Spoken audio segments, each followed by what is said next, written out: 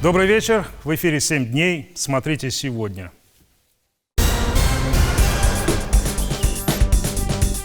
Добро с кулаками. Образование платное, медицина платная, все платное. Что будет с задержанными после протестов в Казани? Хотел помочь стать мужчине, которого уронил полицейский. Айрат Хайруллин. Год со дня гибели. Желание и стремление сохранить то, что отец сделал, да. Что с памятью? Что с людьми? Ни одного человека не уволили. Да, все в порядке. Большое и малое. Мы сейчас прорабатываем все с экологами, и потом только зайдем туда с благоустройством. Что сделают уже в этом году с Чайковыми озерами в Казани? Это универсальное пространство, но адаптированное для лиц с ограниченными возможностями. 351 материал был рассмотрен в Ахитовском суде Казани после митинга, прошедшего в минувшее воскресенье в центре города. Большинству задержанных присудили штрафы от 5 до 15 тысяч рублей. Можно сказать, отделались легким испугом. Двоим назначено наказание в виде административного ареста на 14 и 15 суток. Вот эта статья, она на экране. Участие в несанкционированных собраниях, митинги, демонстрации, шествий, повлекших создание помех, ну и тому подобное. Это вот те самые 24-летние, которые стали участниками потасовки с сотрудником ГИБДД. И теперь, после отбывания административного наказания, им грозит уголовная ответственность за применение насилия в отношении представителя власти или его близких в связи с исполнением им своих должностных обязанностей. Статья 318 Уголовного кодекса РФ. В зависимости от того, как будет оценено это насилие, будет определен срок наказания. Если суд сочтет, что угрозы жизни и здоровью инспектору ДПС не было, то здесь снова множество вариантов. Штраф в размере до 200 тысяч рублей или в размере заработной платы или иного дохода осужденного за период до 18 месяцев, принудительной работы на срок до 5 лет, арест на срок до 6 месяцев или лишение свободы на срок до 5 лет. Разница между арестом и лишением свободы в том, что в первом случае это следственный изолятор и домашний арест или домашний арест, во втором это колония. Если же будет решено, что действия задержанных были опасны для жизни и здоровья инспектора, то Уголовный кодекс предполагает лишение свободы до 10 лет. Причем задержанные вполне адекватные ребята к политике и тем более к экстремизму отношения до того дня не имели. То есть оказались не в то время и не в том месте. Просто вышли погулять и попали под влияние толпы. Как они утверждают. Именно об этом Зуфар Давлетшин.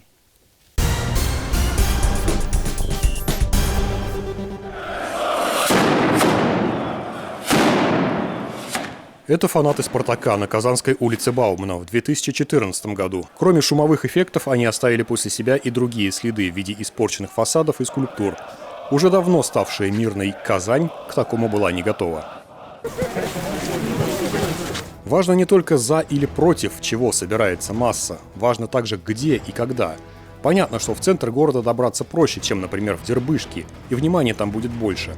И ясно, что ранним утром или в будни придет людей меньше, чем во второй половине выходного дня. А в конкретном случае на руку организаторам сыграла и общемировая ситуация. Пандемия и вот эта неопределенность, как жить, да, в новых условиях, она спровоцировала очень много стресса.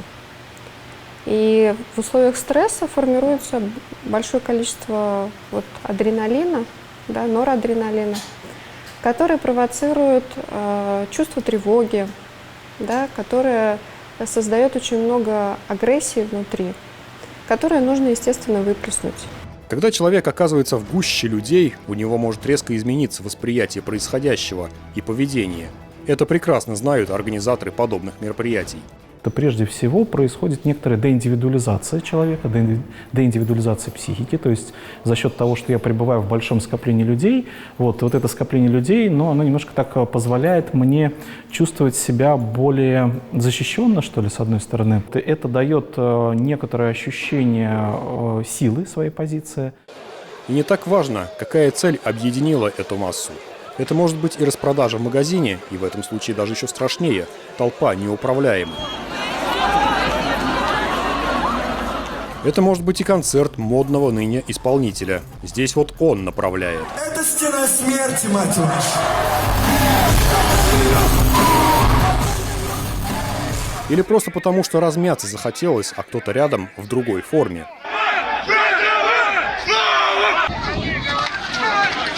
Это вообще такой социально-психологический эффект деления на своих и чужих. Да, в психологии называется эффект «мы» и «они». То есть вот толпа в этом плане, она более склонна к такому черно-белому мышлению. То есть вот то, что я сказал, толпа не размышляет, она не склонна видеть где-то нюансы, вот, какие-то оттенки, вот, она склонна как раз, человек в толпе более склонен видеть или черное, или белое, все. Немало можно найти примеров социальных экспериментов на тему массового сознания. Вот, к примеру, такой. Очередь к врачу. Все подсадные, кроме одной девушки. По звуковому сигналу все встают. Девушка ничего не понимает, сидит. Но через несколько таких сигналов начинает делать то же, что и остальные. И даже когда уже все ушли, она продолжает вставать по звуковому сигналу. И те, кто приходит потом, постепенно начинают повторять уже за ней.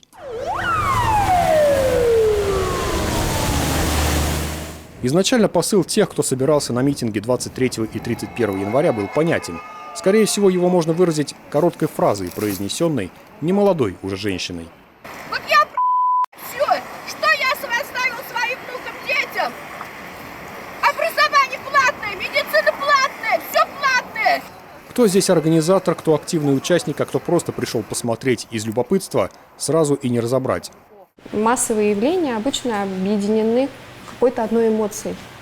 В данном случае вот эти последние явления, они объединены эмоцией гнева, протеста. То есть вы сказали эмоции, именно эмоции? Да? Эмоции, конечно, да. Я так поразмыслила, там же нет норм, там нет какого-то кодекса, да, на этих митингах. Люди порой объединяются, вот сбросить действительно какой-то заряд. Также окружающим были непонятны принципы, по которым задерживали одиноко стоящих, молчащих молодых людей. Но митинг официально не был разрешен, а значит присутствующие – нарушители закона. Куда все, туда и я. Один за всех, как говорится. Вот в этих словах и выразилась та самая психология массового сознания. Правда, при появлении первой же опасности часть бодршествующих решила резко сменить дислокацию. Принцип тот же – все побежали, и я побежал. Но кому-то не повезло оказаться в ненужном месте. Инспектор ДПС попросил освободить проезжую часть, чтобы не перекрывалось движение и не было опасности для митингующих. А молодой человек решил убежать. Не получилось. Другие решили помочь, но грубо, оттолкнув инспектора. А это уже, говоря официальным языком, применение насилия в отношении представителя власти, то есть уголовная статья. А насилием можно считать сам факт, пусть даже почти безобидного рукоприкладства. Сейчас за что задержаны? Не могу сказать, мне не объяснили. Нет, понятно. А вы как считаете, за что задержаны? Я находился рядом с акцией, которая проходила. То есть гулял. А с кем гуляли? Один. 24-летний казанец Никита Ануфриев, тот самый парень, который хотел убежать, затем сопротивлялся. Помогите! Помогите! Я испугался, потому что они взяли меня сзади. Я закричал «помогите», потому что я не знал, кто это, может быть, там какие-то. То есть не понимал, что за люди. В социальных сетях Никиты нет никакого намека на интерес политика и протестные настроения. Спортсмен, турист, спасатель. Люблю семью, природу, сплавы, увлекаюсь экстримом, автозвуком, гаджетами, указано там. 3 месяца назад стал отцом. Близкие не стали что-либо говорить в камеру, отметили лишь только то, что у него есть своя гражданская позиция, но ни в каких оппозиционных организациях он не состоит. Второй задержанный за применение насилия в отношении представителя власти Владислав Еремин, ровесник Никиты, но они не были знакомы до того, как оказались задержанными. А где задержали вас? На левой кулаке. Ага, за что? Ну, я хотел помочь стать мужчине. Что? Хотел помочь стать мужчине, которого уронил полицейский. Владислав родом из Нижнекамского района. Близкие рассказали, что он рано потерял мать, затем уехал отец, жил один в съемной квартире. В Казань переехал в ноябре 19-го. В социальной сети есть подписка на оппозиционную группу, но это все, что говорит об отношении к политическим движениям. Друзья детства про него также отзываются положительно, называют ранимым и всегда ищущим справедливость. На акции чем занимались, зачем вы ходили сегодня? Вы узнали, откуда приличие, как присоединились к ним? Я изучал информацию. А? Я изучал информацию, я гулял. Оба парня были в социальной сети 31 января около 12 дня. Ни слова про митинг и про задержание. Видимо, как раз и сработал тот самый эффект массовости.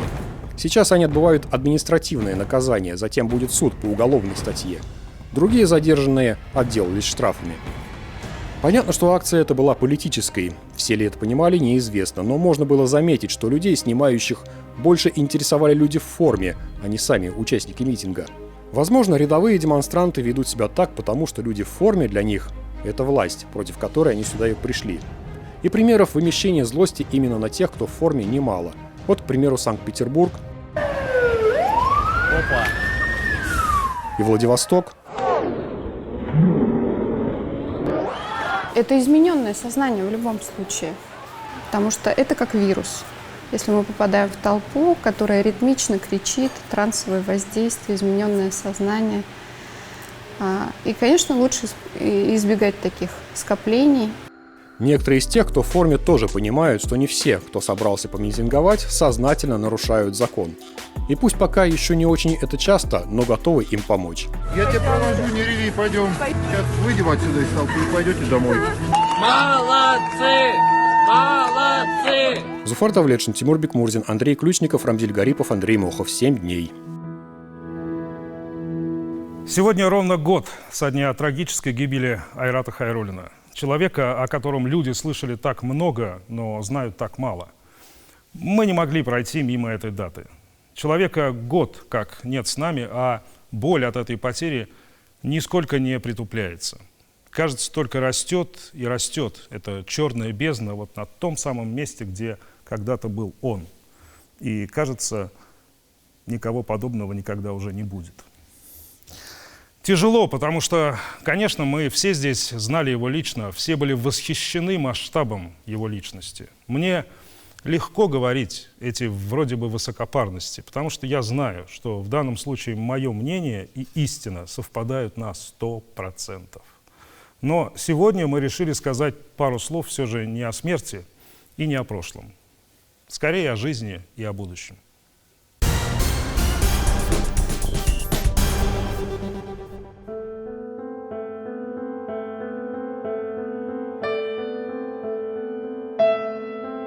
Немногие из нас оставляют следы на этой земле. Немногие из нас считают это важным. Кто-то бредет по этой жизни, а кто-то мчится, летит. Айрат Хайруллин спешил, он торопился, мчась даже далеко впереди всех остальных. Нам не упомнить сегодня всех его малых и больших дел всей его жизни. Поэтому мы дадим слово тем, кто видел его чаще остальных. Тем, в ком он оставил свой вечный след. Тем, кто видел его последним, 7 февраля 2020 года. Я показывал место, где этот улетал, за руку поздоровался, все. На хорошем настроении был, довольный уехал отсюда. Село Чувашский Брод, Алькеевский район. Он был здесь 7 февраля 2020 за 5 часов до трагедии. Одна из 4 только в этом районе мегаферм Айрата Хайруллина. 80 рабочих мест. Что такое 80 рабочих мест для этой территории, местные знают. Это спасательный круг. Потому что после развала совхозов, когда совхозы 90-е годы, пришел он, и вот у нас жизнь, самое главное, что это работа. Я считаю, что наше государство должно задуматься не над тем, как поменять одного поставщика на другого, а над тем, чтобы создать и развивать у себя нашу внутреннюю экономику, производство, переработки. Я очень хотел бы, чтобы та ситуация, которая возникла сегодня, она все-таки заставит задуматься и профильное министерство, и руководитель нашей страны. И мы действительно эту возможность используем для того, чтобы из страны, зависимой от других поставщиков, превратить страну в самодостаточную. Айрат Назипович пришел в район в самое сложное время, когда колхозы, совхозы разрушались. Если его приход, не знали бы мы, что случилось с районом.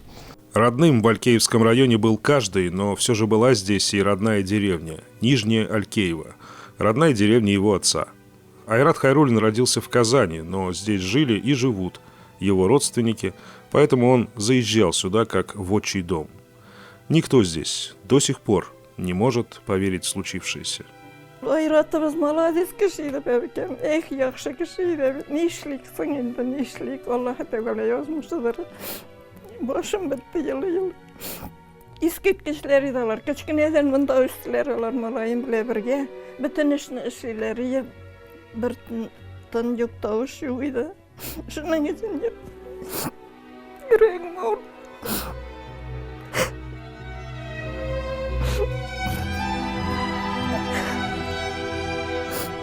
Этот взгляд, детский, открытый, Айрат Хайруллин сохранил на всю жизнь. Он, как никто другой, любил удивлять и любил удивляться. Это редчайшее качество сегодня – менять выражение лица, признак мощного интеллекта. Это был человек с социальными идеями, огромная редкость в наше время. Мы с вами не должны забывать, что и истоки нашего народа исходят из села, а люди будут жить только там, где есть работа. Вот если будут высокие урожаи, если сможем мы в сельской местности платить людям зарплату выше, чем в городе, тогда мы сможем часть людей закрепить не крепостным правом, а экономическим путем, сделав их счастливыми. Я глубоко убежден, что люди в сельской местности будут жить только если уровень доходов этих людей будет выше, чем в городе. Но нету другого. Если мы будем заниматься производством молока, даже современные индустриальные подходы будут вести к тому, что у нас на каждые 10 гектаров будет один работник. Это будет плотность населения сельских работников, плотность сельского населения и количество работников, занятых в сельском хозяйстве, даже больше, чем в Европе. Я мечтаю об этом. След от вертолета на снегу. И следы, его следы, оставленные за 3 часа до трагедии. Каргополь, еще одна мегаферма Хайруллина. Его последнее рабочее совещание в районе проходило вот в этом кабинете. Да, он вчера собрал всех специалистов. Он сам сидел здесь. Как люди восприняли у вас эту новость ужасную? Это уж трагедия для нас. Большая трагедия. Он был хороший человек, руководитель. Даже не верится, не верится.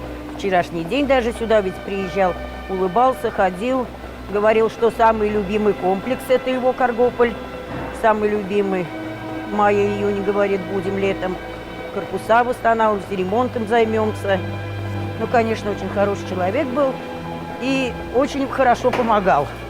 Я когда сюда приехала, воды не было даже. Он сделал подарок, провел бесплатную воду нам в дом. Да, домой бесплатную воду. Ну, отзывчивый человек был, конечно. Хорошо, и премии получали мы. Даже вот в глазах до сих пор стоит. Очень жалко, конечно. Есть вот такие люди-маяки. Они, увы, слишком рано гаснут. Их свет виден не всем. Поэтому и сегодня, спустя год после трагедии, это ощущение утраты не покидает. Но дело Айрата Хайруллина живет.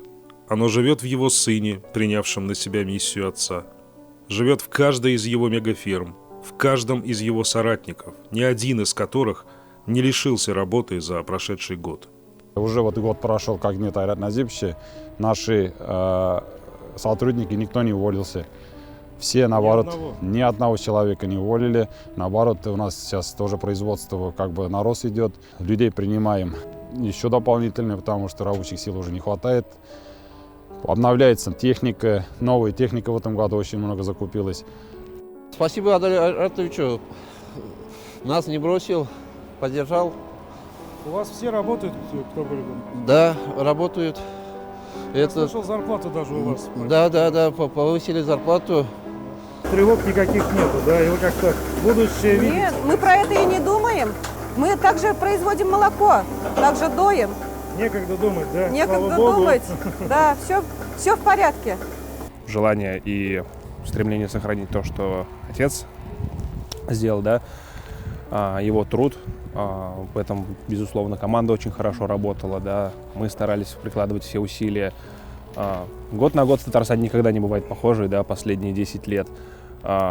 Про какие-то результаты говорить я тоже считаю, что еще рано, то есть как и в сфере животноводства, как и в сфере растениеводства, потому что сельскохозяйство — это всегда такой участок, где работа никогда не кончается. Потерять ее можно за 1-2 дня, а как раз-таки держать в том, чтобы она давала результат, чтобы люди оставались довольны на своих рабочих местах, чтобы все было в порядке. Это долгий-долгий упорный труд, и мы все стараемся здесь приложить максимальные усилия, чтобы сохранить в том числе еще и память об Айрате Хайруллине. Поговорите с любым человеком на предприятиях Айрата Хайруллина. Каждый расскажет, что получил от него не только работу, но и любую другую помощь, в которой нуждался.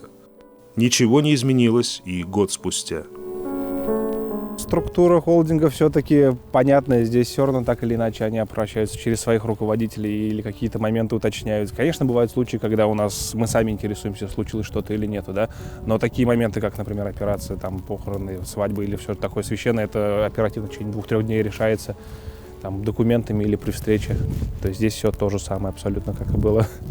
Но вы ничего такого не взвалили на себя, что вам не по ноше?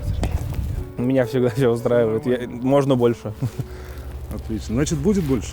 Мы уверены, что будет больше. Для этого есть команда, для этого есть люди, для этого есть желание труда. Вот 3 составляющие, чтобы все было успешно.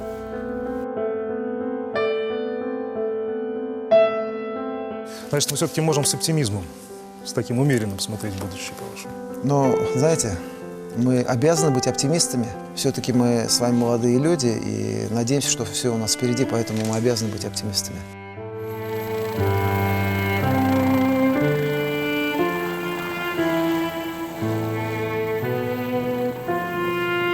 Оскар Уайлд говорил: в наши дни люди всему знают цену, но ничего не умеют ценить. Вот это обесценивание того, что не имеет цены, но имеет ценность. Отличительная черта и нашего времени.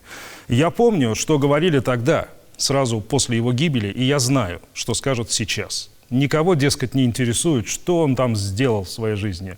А всех интересует лишь то, что он был депутат, миллионер, купался в народных деньгах и так далее. Айрат Хайруллин был антиподом, он был самим отрицанием посредственности. Неудивительно, что он стал ее врагом. Ведь он был выше. Выше не в смысле положения в обществе или благосостояния. Он был выше по духу и высочайшим требованиям, в первую очередь, к себе самому. Таких людей принято называть подвижниками. Это те, кто берет на себя труд и долг. Он таким и был. Он думал не о мега-дворцах, а о мегафермах. Он мечтал не о новой Феррари, а о новом мире, в котором зарплаты сельских тружеников будут выше, должны быть выше, чем у городских жителей. Из всех путей, расстилавшихся перед ним, он выбрал самый трудный путь – против течения.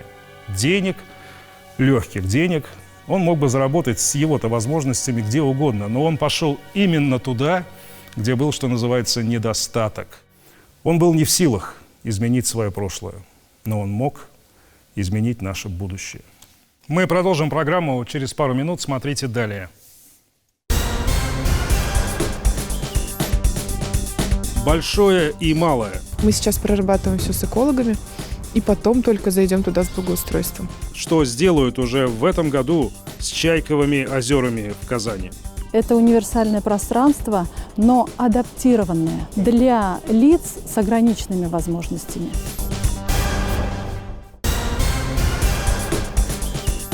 В понедельник Рустам Минниханов наградил орденом Дружбы главного дирижера театра оперы и балета Рената Салаватова. Государственная награда России присуждена за большой вклад в развитие отечественной культуры и искусства, многолетнюю плодотворную деятельность. В этот же день премьер-министр Татарстана Алексей Песошин принял участие в коллегии Министерства по делам молодежи республики. В 2020 году вместе с молодежными организациями было проведено более 30 тысяч мероприятий с общим охватом в 2,5 миллиона человек. Глава правительства, в свою очередь, обратил внимание на вопросы поддержки молодых семей, систематизацию структуры учреждений молодежной сферы, укрепление кадрового потенциала. 3 февраля Асгат Сафаров принял участие в работе коллегии Республиканского агентства по печати и массовым коммуникациям Татмедиа. Как отметил руководитель аппарата президента республики, нужно усилить взаимодействие СМИ и госорганов. Это поможет в борьбе с фейковыми новостями, которые раскалывают общество. Одна из основных задач агентства на этот год – поддержка национальных изданий, открытие медиашколы. Генеральный директор ТНВ заявил о создании кинокомпании «Татарстан 21 век» и онлайн-кинотеатра. Ильшат Аминов также обозначил ключевую задачу для Союза журналистов и Татмедиа – восстановить былое величие профессии. В среду президент Татарстана встретился с руководителем Россотрудничества Евгением Примаковым. Обсудили развитие взаимодействия и новые формы гуманитарного сотрудничества и укрепление связей с соотечественниками в условиях эпидемиологической обстановки. Президент Татарстана принял участие в расширенном заседании коллегии Следственного управления Следственного комитета России по республике. По итогам минувшего года число направленных в суд коррупционных дел увеличилось на 2/3. Рустам Минниханов призвал следователей Татарстана усилить борьбу с коррупцией. 4 февраля в Казани был дан старт первому дню соревнований Всероссийской спартакиады специальной зимней олимпиады. 600 спортсменов с особенностями интеллектуального развития со всей России проверяли силы на снегоступах, сноуборде, лыжных гонках, шорт-треке и фигурном катании. Участники боролись за место в сборной России. Соревнования стали репетицией специальной зимней олимпиады, которая пройдет в Казани ровно через год. 5 февраля в рамках рабочей поездки в Москву президент Рустам Минниханов принял участие в заседании Организационного комитета по подготовке и проведению Всемирных зимних игр специальной олимпиады 2022 года в Казани. Его провел глава оргкомитета, заместитель председателя правительства России Дмитрий Чернышенко. Рустам Минниханов подчеркнул, что специальная олимпиада будет способствовать развитию зимних видов спорта и социальной адаптации людей с ограниченными возможностями. В этот же день в Казани состоялась торжественная презентация визуального образа Всемирных зимних игр специальной олимпиады. Зеланд стал символом и образом крупного мирового события. Влетая в Спасскую башню, он словно открывает миру Казань. Спорт не имеет границ. И, конечно же, проведение зимних игр специальной олимпиады – подтверждение этому. Миссия специальной олимпиады раскроет главные принципы нашей страны – равнодоступность каждому. 5 февраля в Москве Рустам Минниханов вручил государственные награды республики. Церемония прошла в полпредстве Татарстана. Среди награжденных татарстанцы, давно проживающие в Москве, но не теряющие связь с исторической родиной, заслуженные деятели военной сферы, представители медицинского сообщества.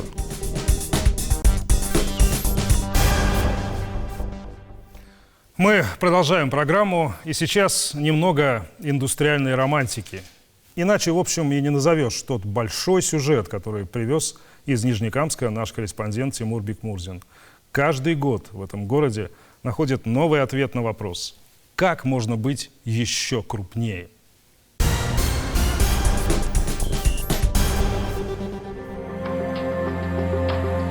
Вот уже больше года мы держим оборону. Многие крупнейшие мировые компании сдались под натиском пандемии и ушли в локдаун. Нижнекамск нефтехим держался и активно работал весь 2020. Держался героически, вопреки обстоятельствам падению спроса и обвалу рынков. Держался, чтобы сейчас, в этот трудный момент, перейти в контрнаступление по всем фронтам, по всем направлениям. Этот брикет для нас очень долгожданный. Захватывает дух. Самое главное, у ребят глаза горят. Глаза горят, потому что это стабильность. Сегодня Нижнекамск нефтехим реально на наших глазах творит новое экономическое чудо. В сложнейших условиях, когда другие закрываются или ставят на паузу свои производства, нижнекамцы открывают новые установки, заводы, параллельно ведя строительство мегапроектов в нефтехимии и в энергетике. Про каждый такой объект можно смело говорить уникальный, не имеющий аналогов и при этом антикризисный. Руководителям акционерного общества «Таиф» показывают, как в рекордные сроки удалось сделать невозможное. За 2 с небольшим года с нуля построить новейшее производство дивинилстирольного синтетического каучука. Для Нижнекамск нефтехима, и так занимающего ведущие позиции на рынке каучуков, этот пуск пока в тестовом режиме стал настоящим прорывом. Здорово все в итоге, что мы этого добились, что мы к этому пришли. И, какая-то радость вам присутствует, мы этого долго ждали. Быть отцами, основателями и получать вот этот первый брикет, это дорого стоит. Я видел глаза этих ребят, когда вечером мы приехали в 9 вечера и увидели весь этот брикет. Просто надо видеть глаза этих людей. Это как рожденный ребенок. И мы его выносили, под своим сердцем родили, вот его надо сохранить и потом пестовать.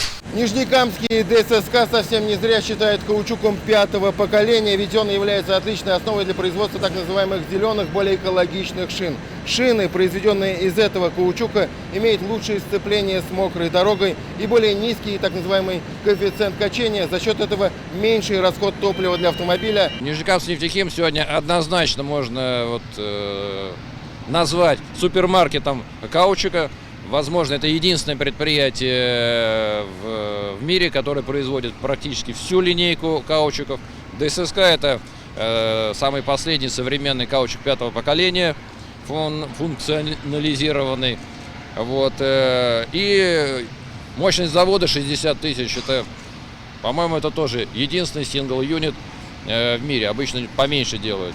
Поэтому мы клиентоориентированная компания, глобальная компания, и нашему потребителю можем предложить в одном месте весь спектр необходимых компонентов для производства самых лучших шин на все виды транспорта и виды техники. Первая партия, да. Немного корявый вид первого брикета смущать не должен. Это исторический экземпляр, его обязательно поместят в музей Нижнекамск нефтехима. А впереди предстоит сложный, кропотливый этап доработки производства и рецептуры каучуков. Это займет месяца 2-3. А уже в апреле уникальное для России производство будет запущено официально и на полную мощность. Стоит отметить, что еще в процессе проектирования была поставлена задача использовать максимально экологичные современные технологии. Здесь, к примеру, применена установка очистки воздушных выбросов, что позволяет предотвратить попадание загрязняющих веществ в атмосферу и ряд других технологий. Когда говорят про нефтехимию как потенциально важнейшую точку роста в экономике России, надо понимать, это не просто красивая фигура речи. Наша страна великая нефтяная, но далеко не великая нефтехимическая держава в мире. Из 512 миллионов тонн добываемой в России нефти мы перерабатываем ровно половину – 250 миллионов. Получая из нее 40 миллионов тонн прямогонного бензина, и только 5 миллионов тонн превращается в продукт высокой нефтехимии. И в этой пятерке значительную часть занимает наш Нижнекамск нефтехим. Один из крупнейших не только в России, но и в Европе нефтехимических комбинатов может стать в разы больше и сильнее. Именно такой синергетический эффект способен принести другой мегапроект ТАИФа – новый олефиновый комплекс. Его строительство в самом разгаре. В чем смогло убедиться и руководство ТАИФа. Уже доставлено 510 единиц основного технологического оборудования, 113 динамического и 397 статического. Из них 122 смонтировано. Работа на стройке продолжается круглосуточно, несмотря на трудности из-за пандемии. Активная фаза возведения печей, сборка печей пиролиза. Практически завершена сборка радиантной камеры. И будет с завтрашнего дня будет монтироваться конвекционная часть. Что осталось еще бетонировать? Бетонировать осталось приблизительно 40%. Не приблизительно. Группа Т. Председатель Совета директоров АО «ТАИФ» Альберт Шагабудинов подробно вникает во все детали процесса строительства. Ведь объект стратегический не только для группы ТАИФ, для всей страны. Оттого любая неточность, неуверенность в собственных данных со стороны подчиненных Альберта Кашафовича не устраивает. Что значит «пока»? Пока, приблизительно, ориентировочно, что за разговоры? Я кого-то критиковал, да, но это только для того, чтобы бдительность не потерять. Я вижу, что сегодня можно быстрее и больше делать, да.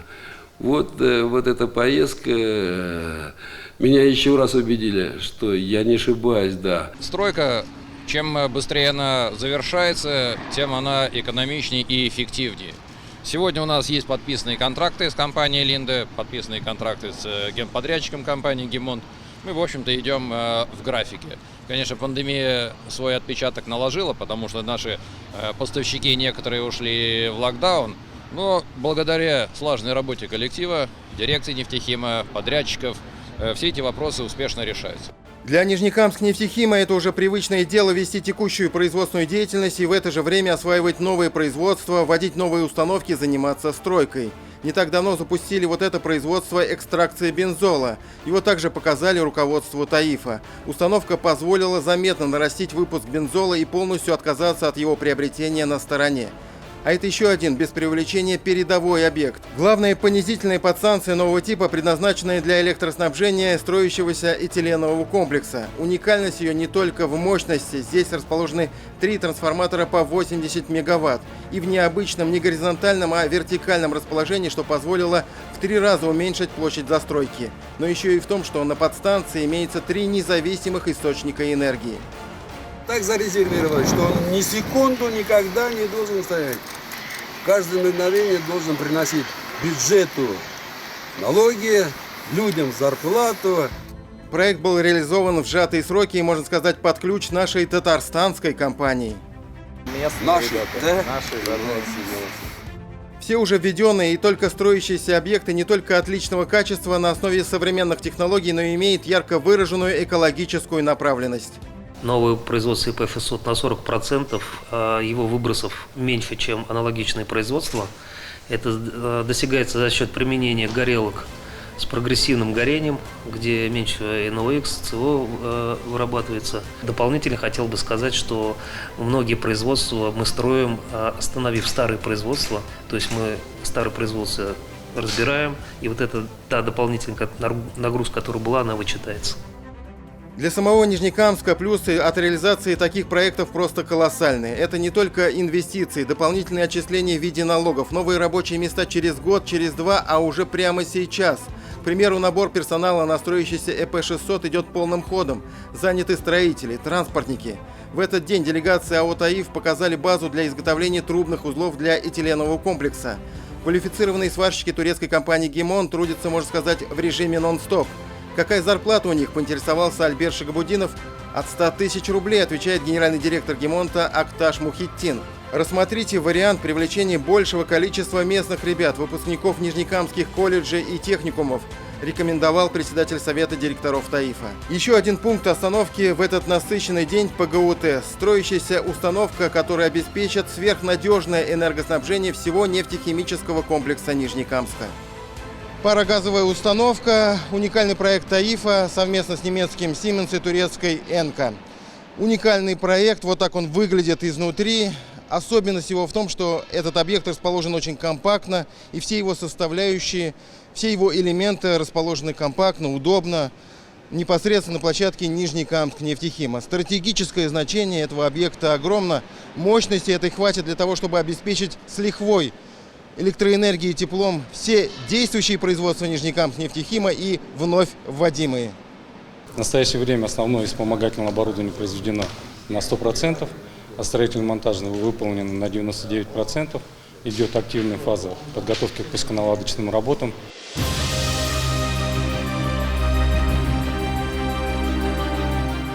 За эти годы в развитии, модернизации, особенно новое строительство, основная часть уложена больше 10 миллиардов долларов. Это огромное количество рабочих мест, а это огромное количество дополнительных доходов как для государства, так и для работников, зарплата там, так сказать, хорошая. Да. И очень хочется, чтобы быстрее было вот это развитие, чтобы люди быстрее, лучше жили, да. Тимур Бекмурзин и Андрей Ключников. 7 дней.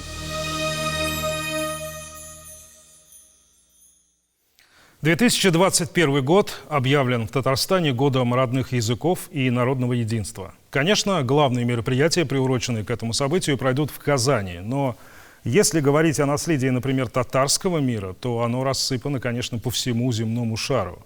Собрать всю эту россыпь за год вряд ли удастся. Но каждый неравнодушный сейчас пытается восстановить историческую справедливость, открыть миру полузабытые имена, оставшиеся где-то в глубине веков. Зачастую, впрочем, мы не видим даже того, что у нас под боком. Не нужно ехать в старый или новый свет за секретными материалами. Большая часть наследия именно здесь, рядом. Ну вот что мы знаем, к примеру, о таком человеке, как Али Давлетович Шейхалиев, генерал-майор русской императорской армии, участник русско-турецкой войны, известный публицист, издатель, меценат. С начала 20 века активный участник Петербургского мусульманского просветительского общества. Его имя тогда часто фигурировало в мусульманских газетах, издававшихся в Петербурге, Казани и Оренбурге. Но одну из самых печальных страниц истории семьи Шейхалиевых мы нашли не в городе на Неве, а в 300 километрах от Казани, в небольшой деревне. Из Агрызского района Эльзира Юзаева. Бұл сандық біздің қолға келіп кірді, міне әлі көптен төгіне шошы музейні ұйыштырырға деген ой фикірлер туғанның соңында. Это пожелтевшее от времени письмо, хранившееся долгие годы в старом сундуке, словно послание предков, которое изменило ход времени. В 1909 году человек по имени Закир сочинил небольшую любовную поэму. Ее перевели на современный татарский язык, и теперь каждый может прочувствовать глубину терзаний молодого сердца.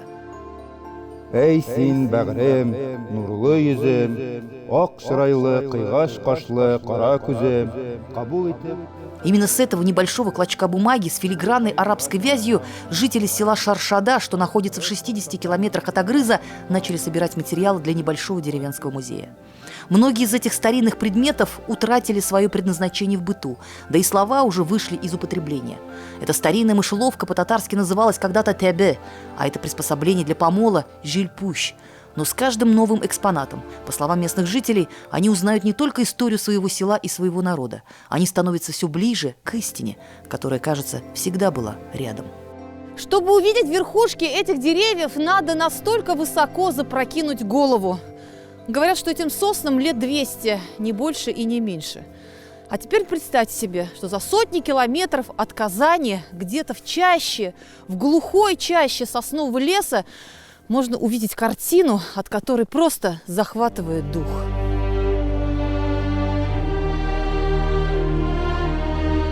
Огромная территория в несколько гектаров. Внутри лесной чащи под навесом многовековых сосен величественный особняк.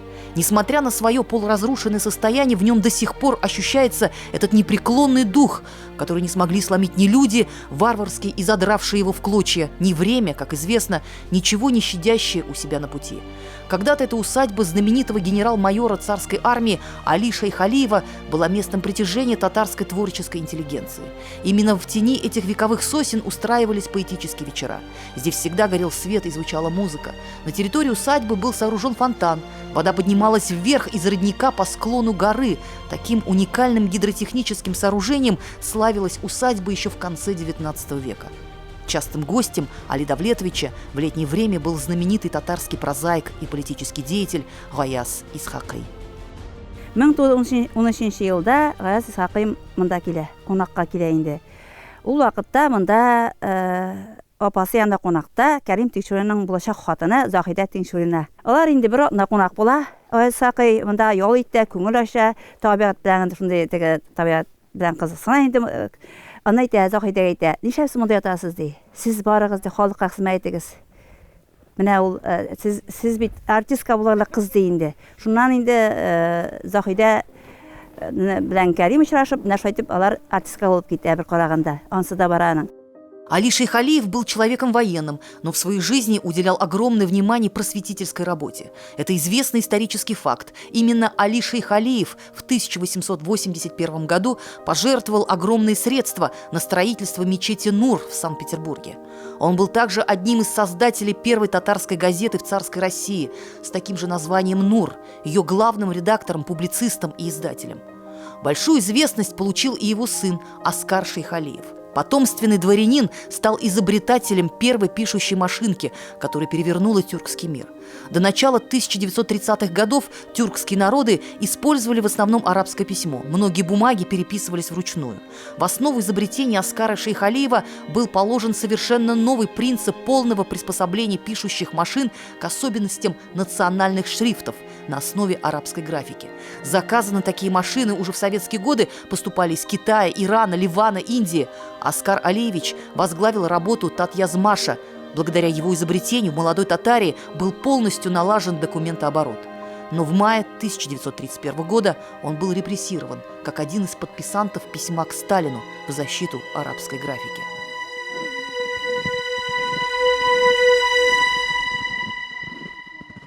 Несмотря на сложность и трагичность судьбы хозяев, родовое поместье Шейхалиевых в деревне Шаршада продолжало жить. В годы Великой Отечественной войны в этой усадьбе находился детский дом, куда были эвакуированы дети из блокадного Ленинграда. Позже здесь был организован интернат, а затем школа, которая работала вплоть до 2013 года. После того, как учебное заведение было закрыто, крепкое историческое здание постепенно стало угасать. Никто из районных властей не удосужился заняться охраной исторического памятника. Его варварски разбирали и до сих пор раздирают мародеры по частям. Не смогли уберечь от пожара и деревянную мечеть 1891 года, построенную Али Шейхалиевым, которая считалась памятником культовой архитектуры. У местной сельской администрации сегодня нет средств организовать охрану и защиту старинной усадьбы. В деревне уже давно нет колхоза, у людей нет работы, а в округе все чаще раздаются звуки топора. Вот они, вековые сосны, точнее то, что от них осталось. Буквально в 2 километрах от деревни находится склад, куда свозят срубленный лес. Лесорубы подошли настолько близко даже к историческому месту и тем самым вызывают большую тревогу и опасения у местных жителей. В Агрызском лесничестве свыше 45 тысяч гектаров леса. В 2018 году, согласно открытым источникам, часть богатого лесного фонда Агрызского лесничества действительно была отдана в аренду на 49 лет одной лесоперерабатывающей компании, которая сегодня занимается активной вырубкой и близ деревни Шаршада. Арендаторы должны не только вырубать лесной фонд, но и засеивать его молодыми саженцами. Однако местные жители уверяют, что темпы восстановления леса несоразмерны темпу его разрушения. К тому же есть реальная угроза для неохраняемой сегодня законом исторической усадьбы. Несколько раз в день груженные лесом машины проезжают по единственной деревенской дороге, которая была построена за счет средств самообложения граждан. Но чаяния этих людей пока остаются без ответа. 49 жылға бергеннер арендаға міне біздің ормандарына. Біздің орманда 49 жылдан бізде нәрсе қаларға тиіш. Құрып песокқа айленіп қалабыз бітпес. Олар тиішінде кісерге отыртырға да тиіш. Олар отыртмалар отырталар, но отыртқаннан соң 3 жыл, 4 жыл ухап жасаларға тиіш. Ансы ясалмайды. Ухат эшләнмәй бугай, шуның өчен үсентеләр бик ныклап үсеп китәләр. Урмансыз утар була алмый, чөнки ул Шейхали баярның утары, ул тарих белән килгән, ул наратлар мәңге утырган, аны культурное наследие аның тирә-ягы булырга тиеш. Почему старинная усадьба до сих пор не находится в списке объектов культурного и исторического наследия? Или наши познания о великих просветителях татарского народа до сих пор настолько незначительны, что это незнание перешло в неведение и в невежество? Еще не поздно спасти и сохранить. Неужели сейчас нет таких меценатов, как Али Шейхалиев? Что бы сказал генерал-майор царской армии, посвятивший всю свою жизнь просвещению татарского народа? Эти земли с уникальной природой и не менее удивительной историей не должны служить сырьевым придатком.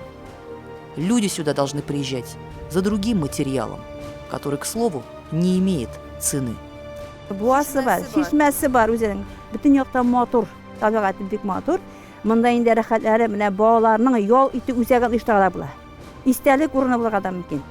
Менә моны инде менә бушка калдырмаса кирәк иде, аны әрәм итмәскә кирәк. Безнең халыкны шушы хәтер яшәтә бит татар халкы. Бүтән яшәтми, хәтер яшәтә. Менә без аны үткәреп онытмасак, без инде яшибез. Әгәр дә безнең үткәнне онытабыз дигән, без киләчәккә бара алмыйбыз. Без менә шу үткән белән киләчәкне без тоташтырабыз хәзергә. Эльзира Юзаева и Андрей Ключников. 7 дней.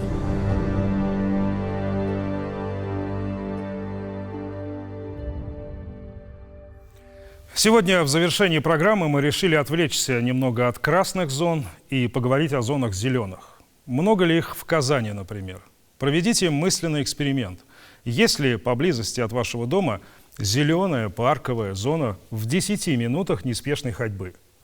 Это известная градостроительная норма, которой редкий российский город соответствует. Вот и про Казань. Но никак нельзя сказать, что все ее жители имеют под боком качественное прогулочное, зеленое, общественное пространство.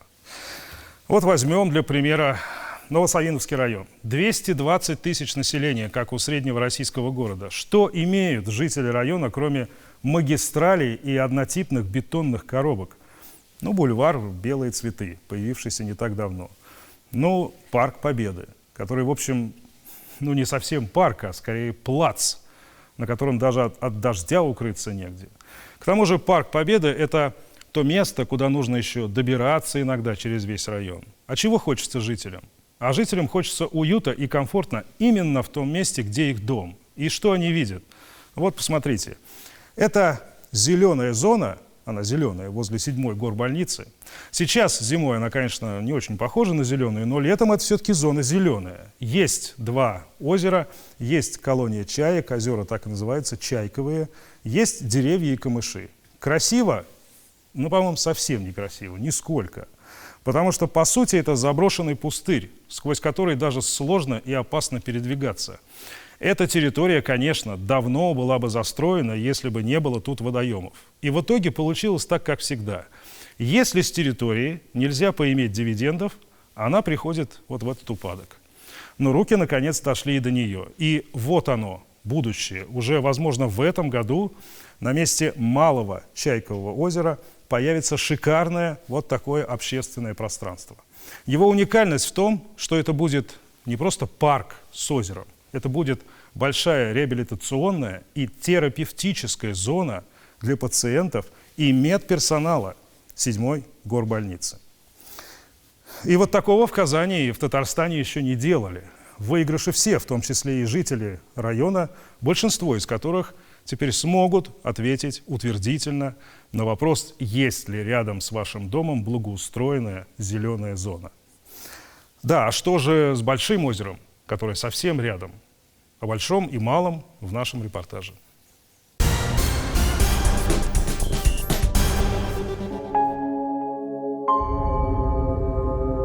Российские города безжалостны к слабым. Все, что мы видим на наших улицах на каждом шагу, вся эта безыскусная среда с широченными магистралями посреди улиц и облегающими пешеходов вольерами, тротуарами, яркая тому демонстрация. Ощущение такое, что всюду, где бы и что мы ни строили, что бодрствующие, что спальные районы, всюду мы строили не город, а завод. Вот станок, вот столовая, ничего лишнего, никакого запроса на творчество. Но завод устарел, он для многих, но не для всех. Кому нужна старая, вышедшая из строя микросхема, которую лишь заново покрывает толстым слоем краски каждый год, будто она работает? Окисленная среда, разорванные контакты. Так мы живем.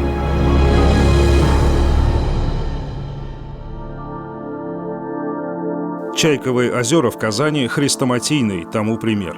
То, что должно развиваться в городе первым делом, будет сделано в последнюю очередь, уже после всех дорог и развязок. Потому что все это запустение не особо-то и разглядишь за бетонными ширмами домов. Все это давно и надолго заметено под коврик. Но вот настало время коврик поменять. Может, не все понимают, что такое, что за Чайковые озера. Мало кто слышал, наверное, даже о них, да? Вот мы с вами сейчас как раз посередине этого объекта находимся. Перед нами 7-я горбольница, и окна выходят прямо сюда. Это, в общем-то, территория 7-й горбольницы, где мы сейчас находимся. Значит, за нами сейчас улица Чуйкова, сзади оператор сейчас улица Лаврентьева. И вот эта огромная территория, которая каким-то чудом просто буквально осталась в живых после всей этой масштабной свечечной застройки. Осталось живых, потому что озеро, конечно, да? Так сложнее было все это засыпать, да? Ну да, здесь даже, наверное, были попытки какое-то время. Спас эту территорию, конечно, в первую очередь сам водоем, но не в последнюю очередь и больница. Это и сейчас территория 7-й горбольницы, хотя и вполне открытая для всех. Ни зимой, ни летом делать тут решительно нечего. Вот она, вся эта советская хрестоматия, веселенько выкрашенная кирпичная стена, освещение и все. Долго думали проектировщики, специалисты нашего Института развития городов, реабилитологи самой 7-й горбольницы и придумали, по сути, реабилитацию и территории, и самого города в целом. Это будет первый в республике терапевтический парк, универсальная зеленая зона абсолютно для всех. представляю, как изменится даже вид из окна, да, у людей. Уже Да. терапия. Собственно, да, мы тоже подумали, что такой побочный эффект, но это тоже будет играть Хороший свою роль, да. Да, положительный побочный эффект. Вот каким теперь будет вид из больничного окна. Да и из любого из многочисленных окон домов, находящихся рядом. Здесь планируется и зоны отдыха, зоны для проведения мероприятий, различных мастер-классов, обмена опытом среди врачей, да, и какие-то, в том числе и обучающие мероприятия для, в том числе и пациентов. Естественно, такая значимая реабилитационная зона, где предусмотрены тренажеры, в том числе и для колясочников, и для тех, кто какие-то вспомогательные средства использует для ходьбы, костыли. И они расположены в таких кругах для того, чтобы врач мог следить за работой своих пациентов. Есть детская площадка, так как многие гости пациентов приходят с детьми. Есть зона арт-терапии, где люди могут даже рисовать, да, пациент там по песку, на мольбертах. Терапия – это терапия как бы искусства. Да, это терапия искусства, такой медитативный эффект. И зона фитотерапии или ароматерапии, да, там предполагаются растения, которые требуют, кстати, определенного ухода, их там надо стричь, чтобы они источали запах определенный, да, и таким образом несли такой седативный эффект для пациентов, восстанавливающий. Проект уже практически на колесах представлен на этой неделе мэру Казани, а значит, есть надежда, что многое из того, что мы уже увидели, будет воплощено уже в этом году. Этапами в этом году, как только позволят строительные работы сезон начать, мы приступим и уже этапами начнем сдавать. Видели проект уже и сами местные жители. И у них одна просьба. Главное, чтобы калитку нам оставили. Чтобы выходить можно было? Вот все беспокоятся все-таки, да? Да. Но доступность будет сохранена, поэтому проблем доступа сюда жильцов, ближайших районов, домов обязательно будет. Эльмира Хусаинова – главный реабилитолог Казани, врач 7-й горбольницы, главный же консультант проекта. Поэтому предусмотрено все до мелочей. Здесь будет комфортно и людям с ограниченными возможностями, и самим медикам, так уставшим за последний год от зон красных. Да, это универсальное пространство, но адаптированное для лиц с ограниченными возможностями, для лиц-инвалидов, для лиц, которые нуждаются в какой-то помощи при выполнении тех или иных действий. Проводились неоднократно встречи и с комитетом благоустройства, и с проектировщиками. И, конечно, работала группа врачей, специалистов, медиков. И, конечно, вот эта концепция, я очень благодарна администрации города и руководству Министерства здравоохранения за поддержку вот этой концепции.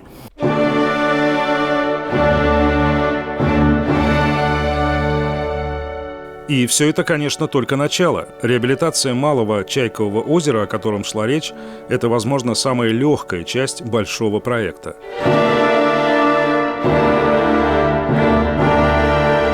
Здесь рядом большое Чайковое озеро. Когда-то это была единая экосистема, но сейчас большое озеро само по себе. Именно здесь и обитают, по большей части, давшие название озерам чайки. Но обитают тут также и, например, колонии лиц без определенного места жительства. И вообще эта территория опасна, труднопроходима и замусорена давно. Поэтому будущий проект мало будет похож на то, что мы видели. Главными здесь будут не жители района, а жители озера. Это птицы, а люди будут скорее гостями, далеко не главной частью этой экосистемы. Выходы на воду, они будут проектироваться прямо вот буквально в нескольких местах. То есть это не какая-то такая глобальная урбанизация этой территории. Это буквально вот налаживание каких-то просто транзитов и смотровых площадок. Такая основная большая, она вообще будет только одна площадка смотровая. Ну вот с точки зрения транзита тоже ведь интересно. Вот видите, как мы с вами идем. А ведь, даже зимой, к тому моменту, как вы все это сделаете, вот люди, во всяком случае, не вот так смогут здесь перемещаться. 100%. Как только будет реабилитирована вся эта огромная территория, жители тут же заметят перемены. Ведь как минимум больше не нужно будет наматывать круги вокруг этих неприветливых, небезопасных и непроходимых пустырей. появится связность, удобные пешеходные транзитные маршруты с прекрасными видами. Тоже терапия. Появление нормы, которая быстро станет необходимостью.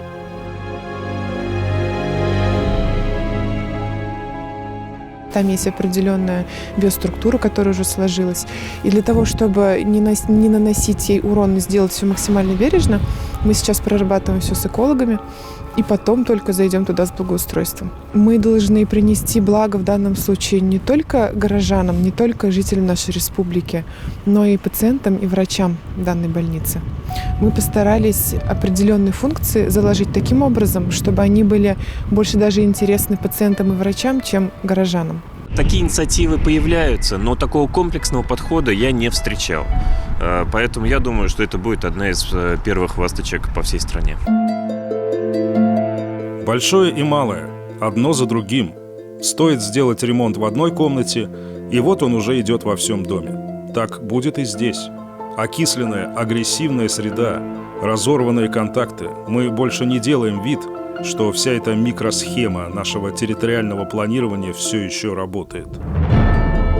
Все начинается с малого. С малого Чайкового озера, затем будет большое Чайковое озеро, а уж затем и грандиозное. Ведь там впереди, совсем недалеко, новые горизонты. Там Казанка. И вот тогда это будет система. То, что доктор нам давно прописал. Михаил Любимов, Роман Безменов и Андрей Ключников. 7 дней.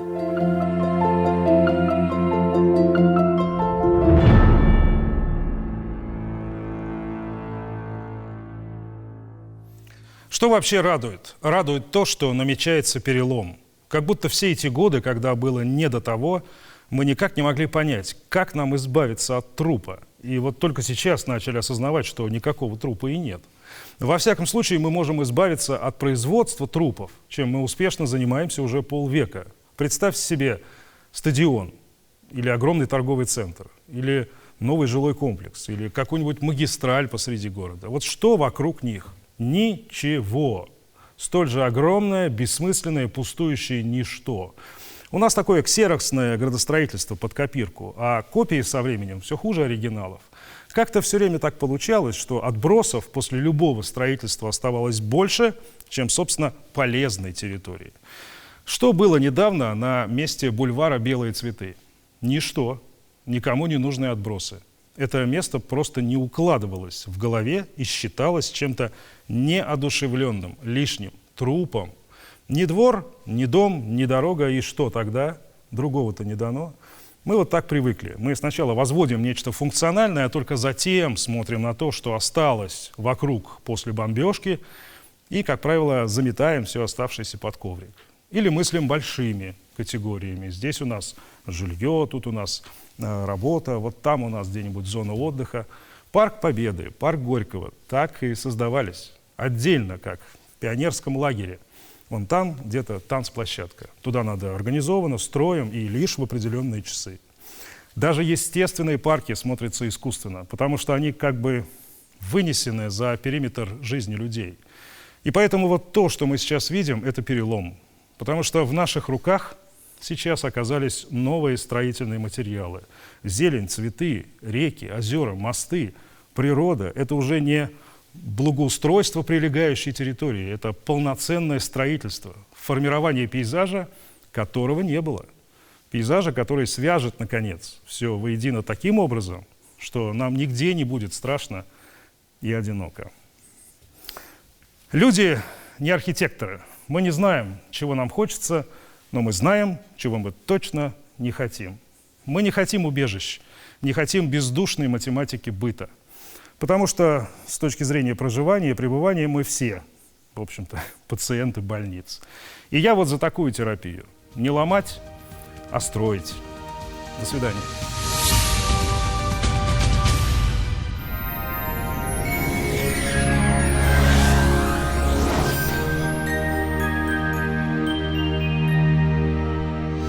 Здравствуйте! Морозная неделя ожидается в республике. Мощный морозный антициклон уже проник в наши края и будет управлять погодными процессами в ближайшую неделю.